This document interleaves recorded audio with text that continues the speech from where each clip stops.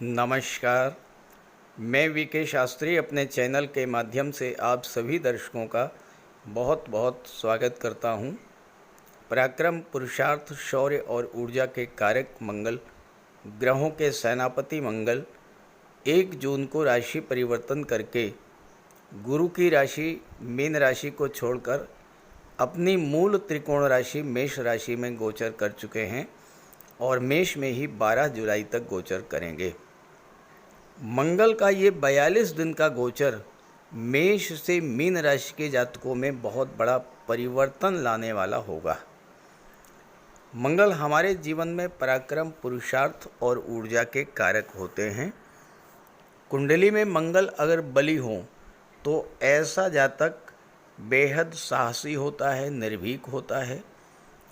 वो ना तो किसी से डरता है और ना किसी से दबता है।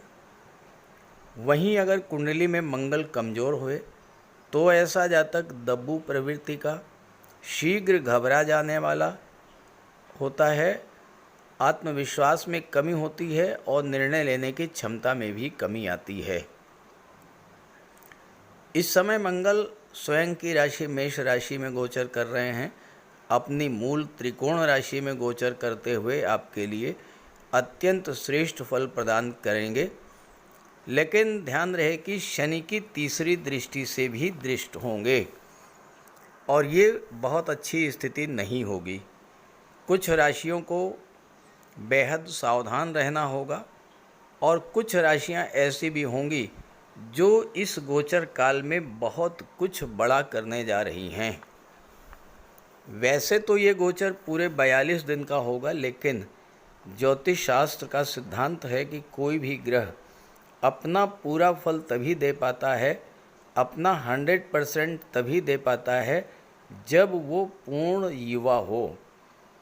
तो इस वीडियो में हम उन्हीं 9 दिनों के गोचर पर चर्चा करेंगे जब मंगल का अंश बल 12 डिग्री से 18 डिग्री के बीच होगा। मंगल पूर्ण युवा अवस्था में होंगे। तो सिंह राशि के जातकों को इन 9 दिनों में क्या क्या बड़ी उपलब्धियां हासिल होंगी और किन बातों को लेकर बेहद सावधान रहना होगा, इसी का विश्लेषण करेंगे इस वीडियो में। ये विश्लेषण आपकी चंद्र राशि के आधार पर किया जा रहा है और वीडियो के अंत में मैं आपको मंगल के उपाय भी बताऊंगा। तो देखिए, ये 18 जून की कुंडली आपके सामने है। 18 जून, और इसमें आप मंगल का अंश बल देखिए। मंगल का अंश बल है 12 डिग्री। देखिए, मेष राशि में है, 1 लिखा हुआ है, 1 का मतलब मेष राशि। मंगल मेष राशि में है और मंगल का अंश बल है 12 डिग्री और डेट है 18 जून। इसके बाद दूसरी कुंडली मैं आपको दिखाता हूँ। देखिए, ये दूसरी कुंडली है, ये है 26 जून की और 26 जून को देखिए मंगल का अंश बल 18 डिग्री है 26 जून को। तो इसका मतलब ये हुआ कि 18 जून से लेकर के और 26 जून के बीच 9 दिनों में मंगल का अंश बल 12 डिग्री से 18 डिग्री रहेगा और मंगल इन 9 दिनों में पूर्ण युवा होंगे। और जब पूर्ण युवा होंगे तो पूरा फल आपको प्रदान करेंगे। अपने कारक तत्वों से संबंधित 100% रिजल्ट आपको देंगे। तो आइए समझते हैं कि क्या क्या फल प्रदान करेंगे आपको। तो ये है सिंह राशि के जातकों की कुंडली।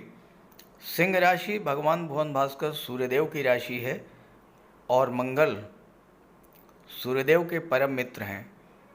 सिंह राशि के जातकों के लिए मंगल परम प्रबल कारक हैं, योग कारक हैं और इसलिए मंगल का गोचर सिंह राशि के जातकों के लिए विशेष फलदायी होगा।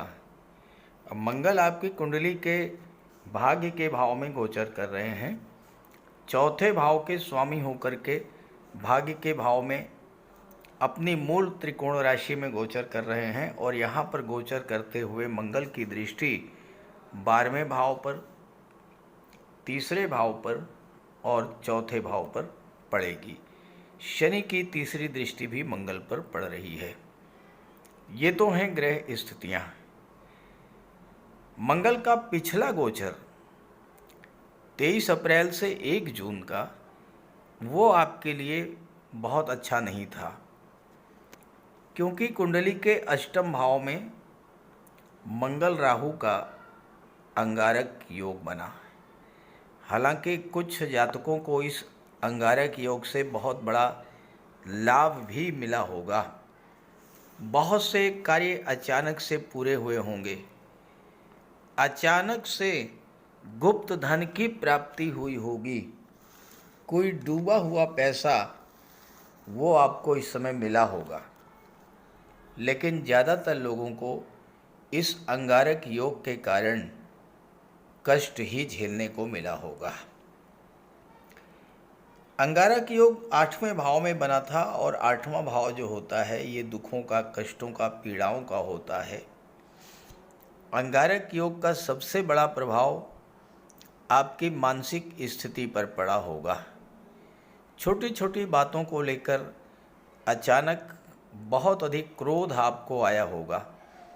चूँकि मंगल की दृष्टि वाणी के भाव पर थी, दूसरे भाव पर, और अंगारक योग के कारण आपकी वाणी में कटुता, उग्रता बढ़ी होगी और इससे लड़ाई झगड़े, तनाव की स्थितियां भी बनी होंगी।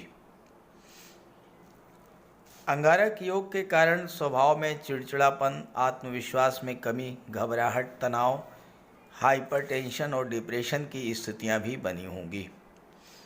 चूँकि मंगल 8वें भाव में थे, 8वां भाव जो है ये कमर के नीचे के रोगों को भी दर्शाता है, तो स्वास्थ्य भी हो सकता है कुछ जातकों का खराब हुआ हो।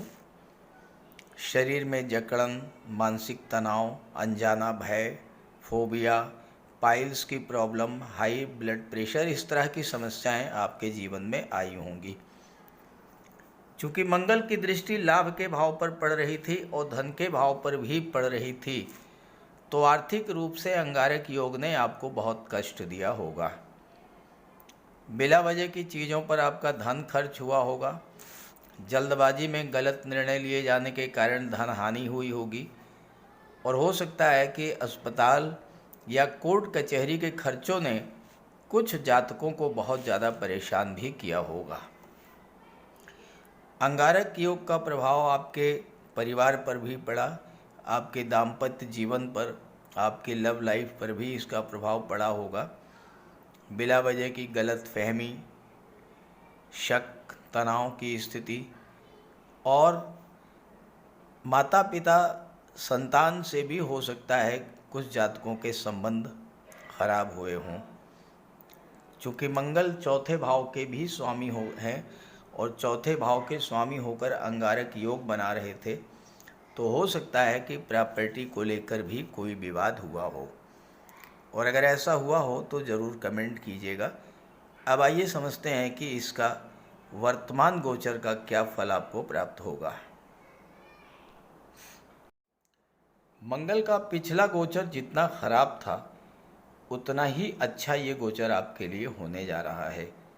सबसे पहला प्रभाव तो यही होगा कि अंगारक योग के कारण आपको जो समस्याएं झेलने को मिली, आपके जीवन में जो परेशानियां आईं, उन परेशानियों का अंत होना शुरू हो जाएगा और धीरे धीरे आपको उन परेशानियों से राहत मिलेगी।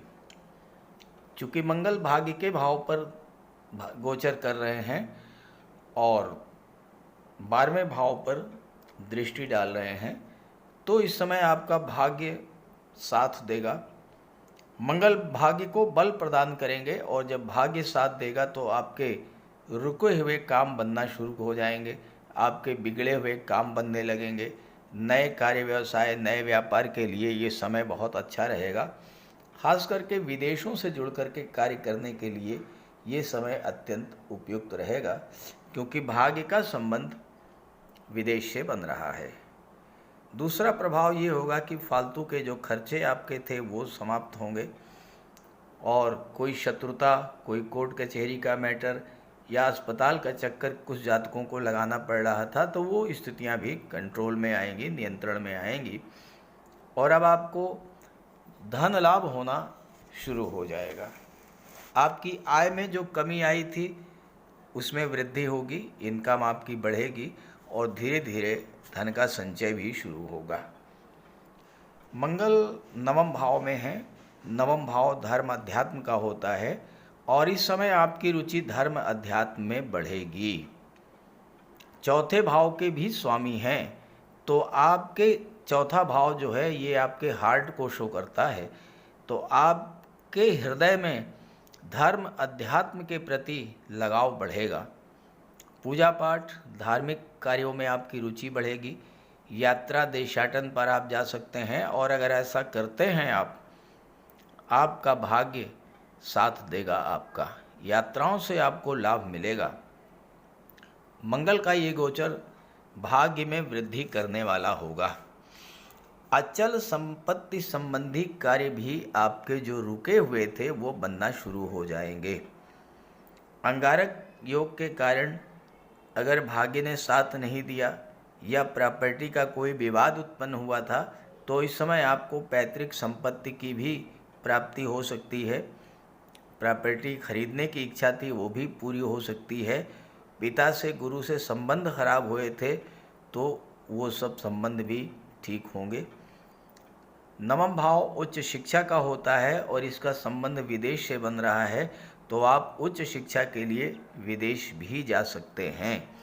पिता और गुरु का आशीर्वाद भी आपके साथ रहेगा। लेकिन शनि की तीसरी दृष्टि भी मंगल पर पड़ रही है, तो पिता के स्वास्थ्य को लेकर आपको विशेष सावधानी बरतनी होगी।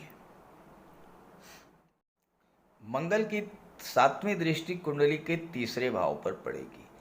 मंगल तीसरे भाव में कारक होते हैं।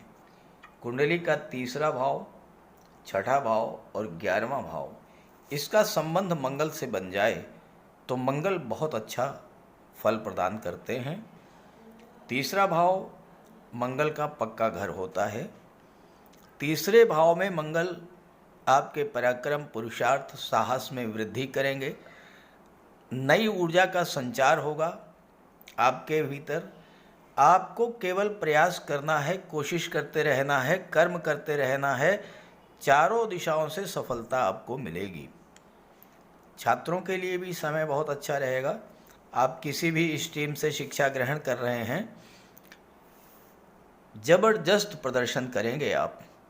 और आप जो छात्र आर्मी, एयरफोर्स, नेवी, मिलिट्री में जाना चाहते हैं, पुलिस विभाग में जाना चाहते हैं, उनके लिए भी ज़बरदस्त सफलता का योग बनेगा। खेल के क्षेत्र में जुड़े हैं तो ज़बरदस्त सफलता मिलेगी। बस आपको तैयार रहना है अपना बेस्ट परफॉर्म करने के लिए। इस गोचर काल में आप नए नए लक्ष्य निर्धारित करेंगे और उन्हें प्राप्त भी करेंगे। जीवन में आगे बढ़ने के लिए एक बहुत बड़ा अवसर मिलने जा रहा है आपको, और इस समय आप उन कार्यों को भी पूरा कर लेंगे जो औरों के लिए असंभव प्रतीत होते हैं। हालांकि शनि का भी प्रभाव रहेगा, तो भाई बहनों से संबंध बना करके रखना होगा और यात्रा करते समय स्वास्थ्य का ध्यान विशेष तौर पर आपको रखना होगा।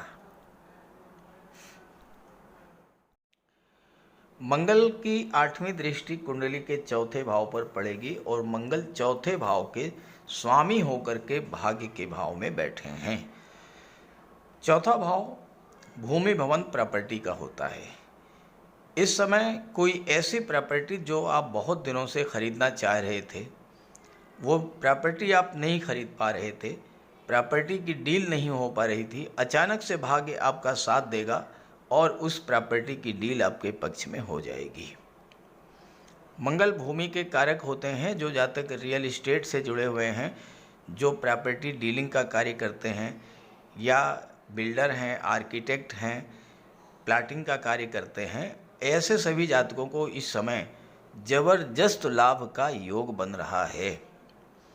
मंगल का ये गोचर आपकी अचल संपत्ति में वृद्धि करने वाला होगा।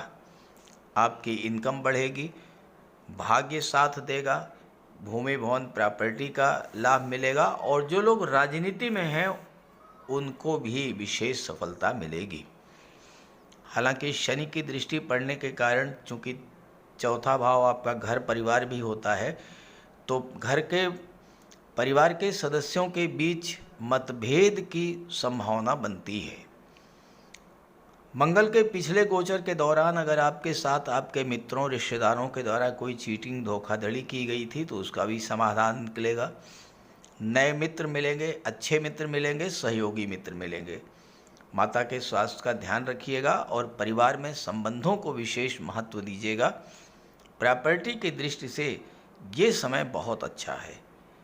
तो सिंह राशि के जातकों के लिए महाबली मंगल बहुत कुछ देने जा रहे हैं इस गोचर काल में। इस गोचर का लाभ उठाइएगा और कम से कम 18 जून से 26 जून के बीच मंगल का उपाय अवश्य कीजिएगा। तो बात करते हैं उपायों पर। मंगल का सबसे बड़ा उपाय है बजरंगबली की उपासना करना।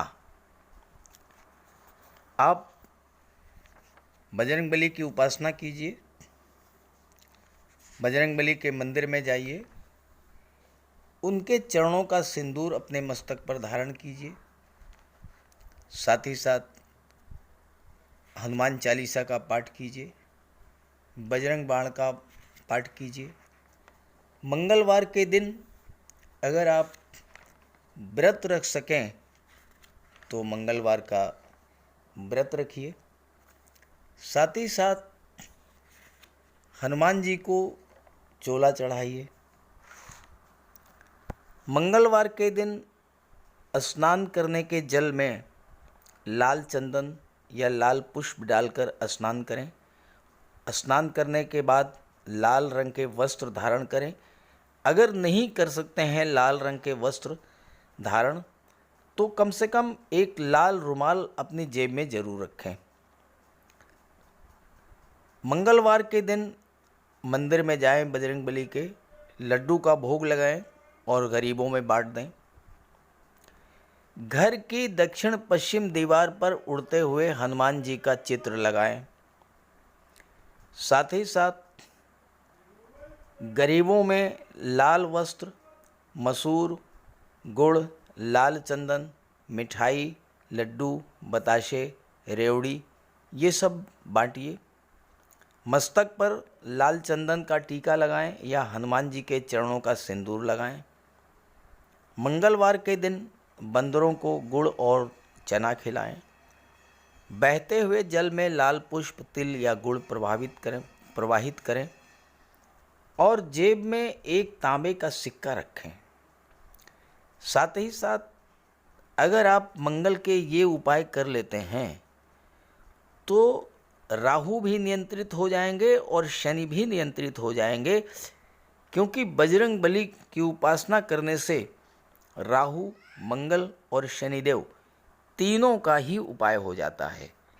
इसके अलावा एक चांदी की छोटी सी ठोस गोली चाहे आप जेब में रखें या चेन में पहन लें या ब्रेसलेट में लगा लें।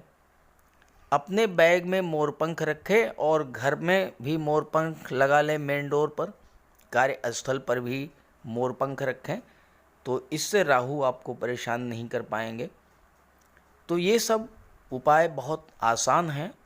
सुंदरकांड का पाठ कीजिए, बजरंग बाण का पाठ कीजिए, हनुमान चालीसा का पाठ कीजिए।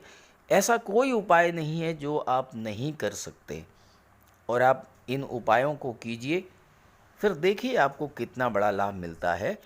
नमस्कार।